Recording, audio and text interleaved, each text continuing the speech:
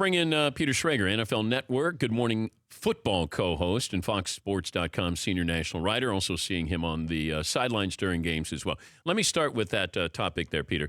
Can you see, is it a fair question? I know maybe apples to oranges here, but could Brady surpass Michael Jordan? Sure. If he wins more than 6, he surpasses him. I think it's all about the rings, right? So if he has 7, then he can make the argument that I've done it.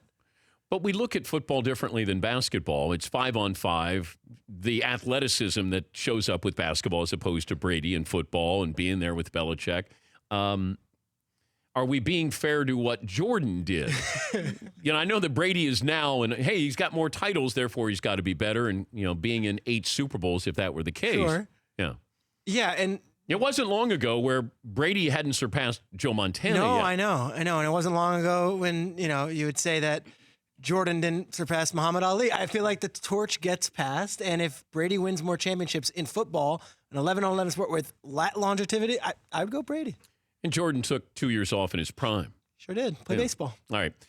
This is a tweet you had. Would you rather have Ben Roethlisberger's career or Drew Brees' career? Mm-hmm. And your answer was? Ben. Are you kidding me? 2 Super Bowl rings. Yeah, I know, but the first one, 3 Super Bowl appearances. No. Drew Brees is a first ballot Hall of Famer, one of those guys that they'll introduce and say, no argument needed. Drew Brees, he's in. Ben Roethlisberger, if I'm asking whose career would I rather have? Who's a better quarterback? Probably Brees. Yeah. Whose career would you rather have? I'd rather have Brees. The one Super Bowl, the one MVP. Yes. He is New Orleans. Yes. And that puts it over the top because what he did, when he did it, how he did it, what it meant to that city. Ben will never surpass Terry Bradshaw. He will not. So no matter what he does, he's never going to equal Terry Bradshaw. Whereas you're going to have a hard time equaling Drew Brees, passing numbers, all of that, and yes, winning the one Super Bowl. Only one Super Bowl. Now, if Drew Brees had 2 Super Bowls. We're not even having the argument. How different would we look at his career? Because then all of a sudden, is he better than Peyton Manning? And it's crazy because you go through the losses that Drew Brees has had. The Beastquake run was against Drew Brees. The Alex Smith heroic touchdown pass against the Saints in the division against Drew Brees. And then this one. Oh, man. It's a heck of a reel of Drew Brees playing his butt off and getting beat by these freak ways. I don't know. That Sunday, for Drew Brees to lose that game is one of the crazier things I've ever seen. And the way he played in the second half. Now, he didn't play like a Hall of Famer in the first half, but he played like a Hall of Famer in the second half. Your thoughts on, you saw Sean Payton sort of mocking the Minnesota fans there, the skull chant in the final 30 seconds. Did you see it? Look, I saw it all online. This is Sean Payton. He wears the black hat, and he is okay with that. This is the same Sean Payton who did a choke sign at Devontae Freeman. He used to face Ron Rivera and the Panthers twice the next several years. He had no problem bringing out a broom on the Fox cameras. He doesn't care. He doesn't care. And he embodies that, and guess what? The team feeds off him. Kamara and Ingram, those guys talk. Cam Jordan, great dude, sportsman, all that. He talks. They are what Sean Payton wants him to be. So if he wasn't going to do that kind of stuff, it wouldn't be true to who he is. Now, do people think he's a jerk around the league? I don't know. You can find people who could think a lot of people are jerks around the league. Oh, you probably know. But that kind of stuff isn't usually what we see from a head coach. That said, the New Orleans Saints, there's 31 teams in the league, and then there's the New Orleans Saints that kind of operate in their own little district, and that's how they embody themselves, and that's because of their head coach. How many times do you see something on the sidelines that you don't report? It's like constantly you hear a conversation, and it's this debate of what does the audience need to know? Most of the times I'll go to my producer, and most of the times it does make air. Ben Lieber is a former Vikings linebacker. Yeah. He was doing the Vikings radio on KFAN, and he's the one who first spotted it, and then the fans had all these pictures. That's not a story unless it's a good sideline reporter saying, hey, wait a second. Before the biggest play of the game, this guy was celebrating or taunting or whatever you want to call it. As he said, it was just some fun. But what other items could you see on the sidelines that you wouldn't report? Injuries? Injuries to a point where the team says, hey, let's get clarification on it. I wouldn't rush to say anything. A lot of times these guys use the restroom on the bathrooms. I don't think anyone needs to know what's going on when they put the towel up over them. That's not necessary to the broadcast. And other times there's a lot of foul language being said. And I'll say they had a heated exchange. Have you ever been privy to concussion protocol? Myself, no. No, watching it. No. We've suggested that you be. It's funny. In concussion protocol. Yes, some of these interviews you can suggest I should be. last year, Carson Palmer went down in a game against the Rams in like the fourth quarter. And I'm watching this thing all go down. And to their credit, the independent guys were like, you're not going in. And Carson Palmer's like, I am fine. Like, I need to go back in. They're like, you're not going in. Drew Stanton comes in, throws a pick, game over. And Palmer was furious because he's like, I'm fine. You can't. So that kind of stuff is really interesting because it's a touchy area with the NFL. And when you play it on the cautious side, sometimes everyone said Cam Newton shouldn't go back in the game. Well, if Cam Newton's fine, you'd much rather have Cam Newton in the final drive than Derek Anderson. So it's a very interesting debate and how those interactions are.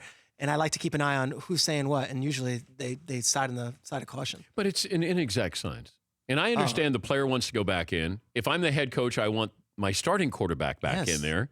It's just, can you have a heavier fine? Like, what's the deterrent there when you see these guys? Now Cam has a bad knee. Sure. And then it was his eye. Had nothing to do with a concussion. Well, you saw Adam Schefter got pretty heated on ESPN like the day after and was like, no more of this. And then, the Seahawks, Russell Wilson, that was a charade, what they did on that Thursday night game against the Cardinals when he kind of dipped in and came back out. They got levied a very serious fine for that. So the NFL is trying their hardest to make this a high priority, but in real time, you can't do a neurological exam that is 100% certain. So Russell Wilson to this day says, I was fine. Well, whose word are you going to take? Well, he's fine, but then why take a peek into the tent? Like, hey, I want to see what it looks like. Hey, you've really done some nice things with this place in here. Peter Schrager, NFL Network, Good Morning Football co-host, FoxSports.com, senior national writer. Convince me the Jags win this game against New England. They have all the ingredients. I've seen the Patriots lose at home in the playoffs to the Ravens. What they have? They had a fierce pass rush and a fearless team that talked a lot of smack.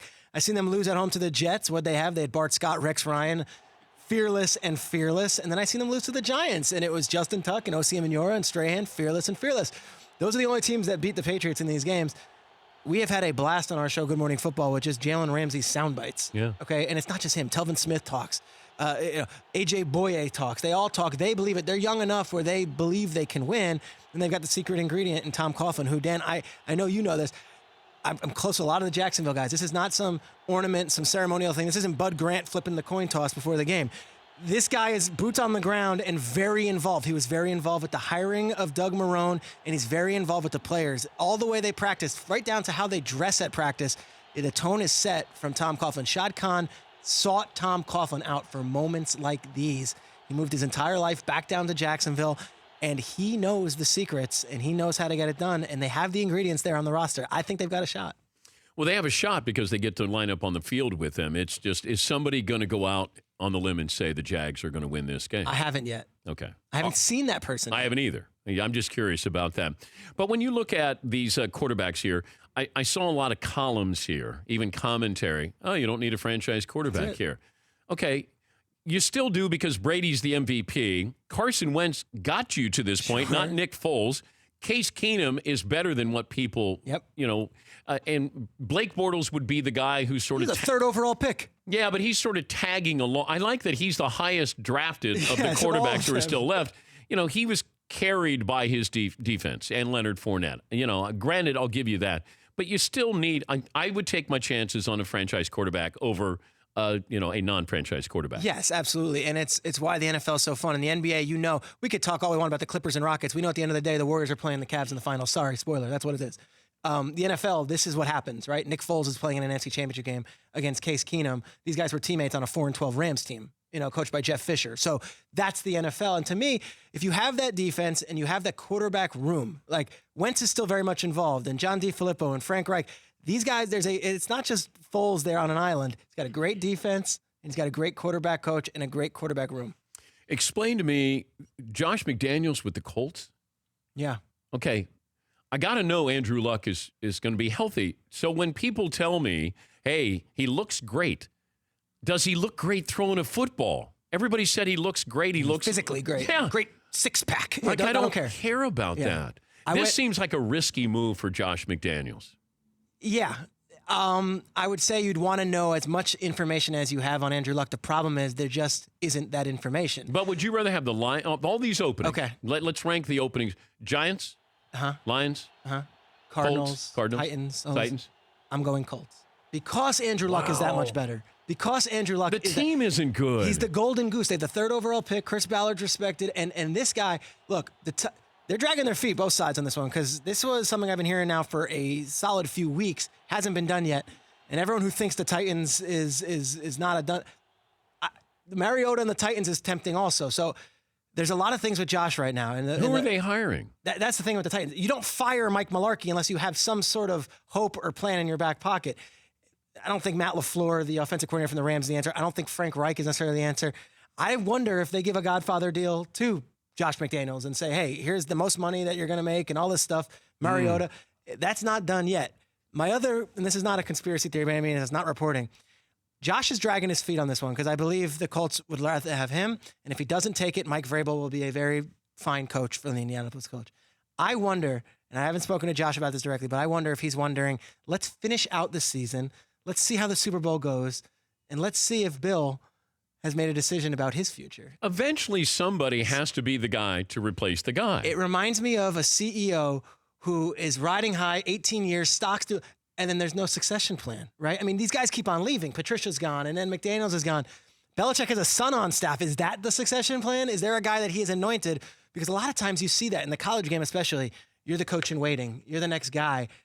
If McDaniels and Patricia leave, who are longtime coordinators, who is the next guy in New England? And do you really think Belichick can coach till he's 80 and 90? Because if that's the answer, fine, I guess it is.